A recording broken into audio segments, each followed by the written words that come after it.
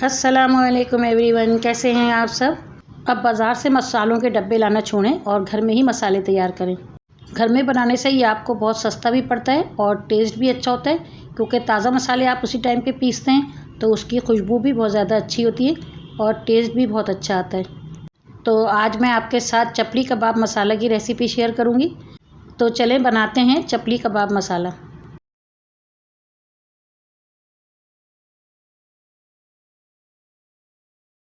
4 table spoon मैंने साबुत धनिया लिया है। 2 टेबल स्पून मैंने सफ़ेद ज़ीरा लिया है। 1 टेबल स्पून काला ज़ीरा लिया है और हाफ़ टेबल स्पून दालचीनी का पाउडर लिया है। 2 चम्मच काली मिर्च का पाउडर लिया है। 1 चम्मच अजवाइन है।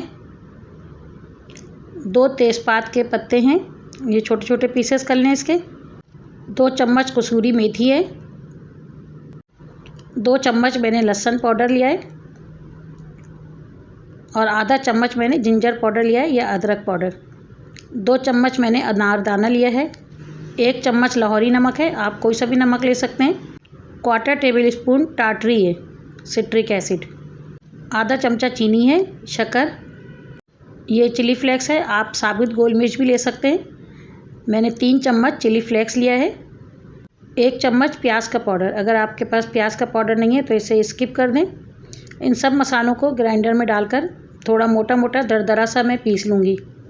अगर आपको मेरी ये रेसिपी अच्छी लग रही है तो मेरे चैनल को सब्सक्राइब कर दें, अपने दोस्तों और रिश्तेदारों में इसको शेयर भी कर दें। मैंने जिन मसालों के पाउडर लिए हैं आप उन मसालों को साबुत भी ले सकते हैं और उसको भी एक साथ मिलाकर पीस लेंगे। अब मैं सब मसालों को मोटा मोटा दरदरा सा पीस लूँगी। ये देखें, मैंने इसको थोड़ा मोटा मोटा दरदरा सा पीस लिया है। इसे मैं एक प्लेट में निकाल दूँगी। इसके अंदर मुझे एक चीज़ और ऐड करनी है, अभी मैं वो ऐड कर लूँगी। इसको मसालों को अच्छी तरह से मिक्स कर लें। आपको मेरी ये रेसिपी कैसी लग रही है आप मुझे कमेंट्स में ज़रूर बताइएगा और लाइक तो आप कर ही देंगे। अब मैं इसके अंदर 2 और आधा यानी 2.5 सर्विंग स्पून मैदा डाल रही हूँ। आप इसके अंदर गंदम का आटा भी डाल सकते हैं।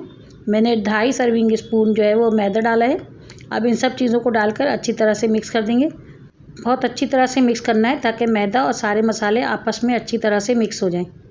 मैंने मसालों में नमक थोड़ा कम रखा है, क्योंकि जब गोश्त में इसे डालेंगे उसके हिसाब से मैं इसके अंदर नमक को टेस्ट करके उसको ऐड कर लूँगी। नमक इसमें जितनी ज़रूरत होगी उतना नमक मैं इसके अंदर ऐड कर लूँगी। ये चपली कबाब मसाला तैयार है। इसे आप किसी एयर टाइट जार में भर के रख लें। कोशिश ये करें कि आप उसी वक्त ताज़ा बनाएं और ताज़ा ही डालें। अगर आपका मसाला बच जाता है तो किसी एयर टाइट जार में भर कर रख लें। ये 3 महीने तक ख़राब नहीं होगा और अगर आप इसे फ्रिज में रखेंगे तो ये 6 महीने तक इस्तेमाल कर सकते हैं।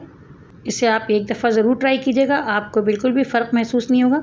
ऐसा लगेगा आपने डब्बे का ही मसाला डाला है। तो मिलते हैं फिर अगली रेसिपी के साथ। अल्लाह हाफ़िज़।